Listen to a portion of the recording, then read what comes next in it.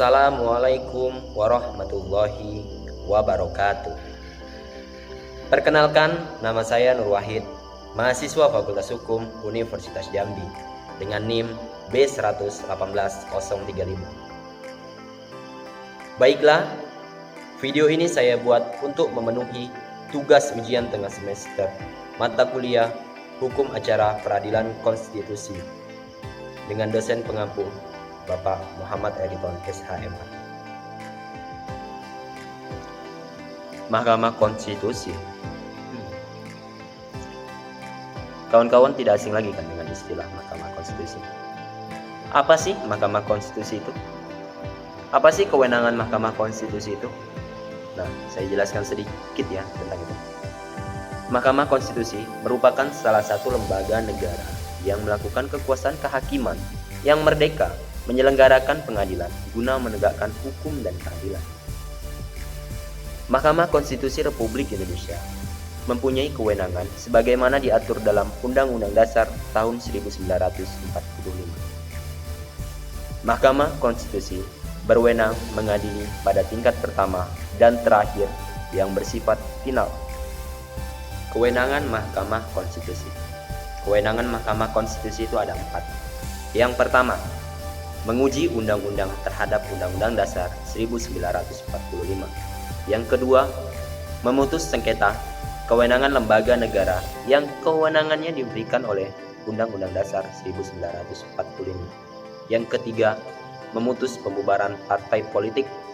Yang keempat, memutus perselisihan tentang pemilihan umum.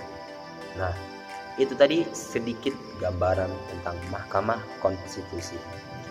Di mana di video ini saya akan menjelaskan lebih spesifik lagi tentang sumber hukum acara peradilan konstitusi dan kekhususan Mahkamah Konstitusi.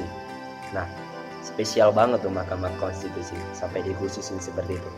Makanya tonton terus sampai habis ya.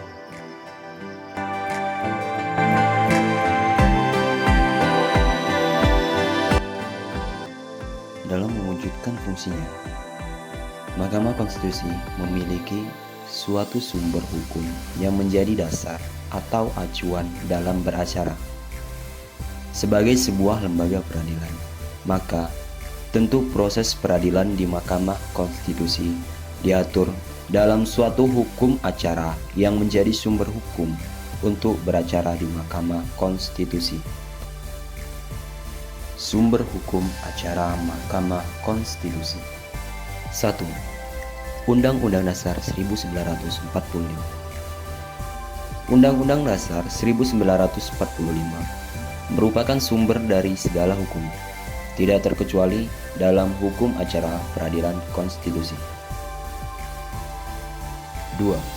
Undang-Undang Nomor 24 Tahun 2003 yang sekarang sudah dirubah menjadi Undang-Undang Nomor 7 Tahun 2020. Selain Undang-Undang Nomor 24 Tahun 2003, ada beberapa undang-undang yang menjadi sumber hukum dalam beracara di Mahkamah Konstitusi, yaitu Undang-Undang Nomor 48 Tahun 2009 tentang kekuasaan kehakiman, Undang-Undang Nomor 10 Tahun 2004 tentang pembentukan peraturan perundang-undangan, Undang-Undang Nomor 32 Tahun 2004 tentang pemerintahan daerah, Undang-Undang Nomor 22 Tahun 2007 tentang penyelenggaraan pemilihan umum, Undang-Undang Nomor 2 Tahun 2008 tentang partai politik, Undang-Undang Nomor 10 Tahun 2008 tentang pemilihan umum anggota DPR, DPD, dan DPRD, Undang-Undang Nomor 42 Tahun 2008 tentang pemilihan umum presiden dan wakil presiden, Undang-Undang Nomor 27 Tahun 2009 tentang MPR, DPR, DPD, dan DPRD.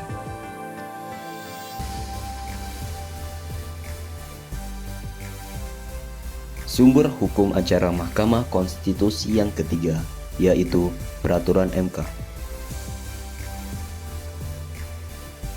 Peraturan Mahkamah Konstitusi juga menjadi salah satu sumber hukum Mahkamah Konstitusi. Banyak sekali peraturan Mahkamah Konstitusi yang digunakan sebagai sumber dalam beracara di Mahkamah Konstitusi. Contohnya, Peraturan Mahkamah Konstitusi Nomor 006 PMK 2005 tentang pedoman beracara dalam perkara pengujian undang-undang. PMK Nomor 008 2006 tentang pedoman beracara dalam sengketa kewenangan konstitusional lembaga negara. Peraturan Mahkamah Konstitusi Nomor 15 PMK 2008 tentang pedoman beracara dalam perselisihan hasil pemilihan umum kepala daerah. Peraturan Mahkamah Konstitusi Nomor 16 PMK 2009 tentang pedoman beracara dalam perselisihan hasil pemilihan umum anggota Dewan Perwakilan Rakyat, Dewan Perwakilan Daerah, dan Dewan Perwakilan Rakyat Daerah. Dan masih banyak lagi contoh peraturan Mahkamah Konstitusi yang lain yang dijadikan sebagai sumber hukum acara Mahkamah Konstitusi. Sumber hukum acara Mahkamah Konstitusi yang keempat yaitu putusan Mahkamah Konstitusi. Putusan MK juga menjadi salah satu sumber hukum acara Mahkamah Konstitusi karena putusan Mahkamah Konstitusi bersifat final dan mengikat. Apabila Mahkamah Konstitusi telah memutuskan suatu perkara, maka putusan itu tidak hanya berlaku bagi para pihak tertentu, tetapi bagi seluruh rakyat Indonesia.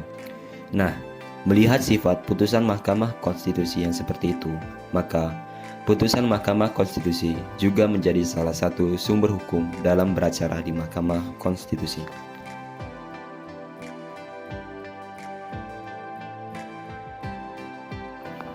Kekhususan hukum acara Mahkamah Konstitusi. Kekhususan yang pertama yaitu mengadili perkara konstitusi. Ciri khas peradilan konstitusi adalah mengadili perkara konstitusi, yakni perkara yang menggunakan konstitusi sebagai dasar hukum yang utama untuk mengadilinya. Hal tersebut tampak pada wewenang Mahkamah Konstitusi yang pada dasarnya mempersoalkan tentang konstitusionalitas dari objek yang diperkarakan, yaitu wewenang putusan pengujian undang-undang adalah menguji konstitusionalitas suatu undang-undang. Wewenang memutus sengketa kewenangan lembaga negara pada hakikatnya adalah memutus kewenangan suatu lembaga negara yang dipersengketakan konstitusionalitasnya. Wewenang memutus pembubaran partai politik adalah wewenang memutus konstitusionalitas suatu partai politik. Demikian pula halnya dengan wewenang memutus pendapat DPR dalam proses pemakzulan presiden dan atau wakil presiden. Kekhususan hukum acara Mahkamah Konstitusi yang kedua yaitu putusan Mahkamah Konstitusi bersifat ultra petita. Nah, ultra petita merupakan penjatuhan putusan oleh hakim atas suatu perkara yang tidak dituntut atau hakim menjatuhkan putusan melebihi dari yang diminta. Mungkin cukup sekian penjelasan yang dapat saya sampaikan kepada teman-teman semua. Mudah-mudahan penjelasan yang sedikit ini dapat memberikan manfaat bagi teman-teman semuanya. Saya akhiri dengan wabillahi taufiq wal hidayah. Wassalamualaikum warahmatullahi wabarakatuh.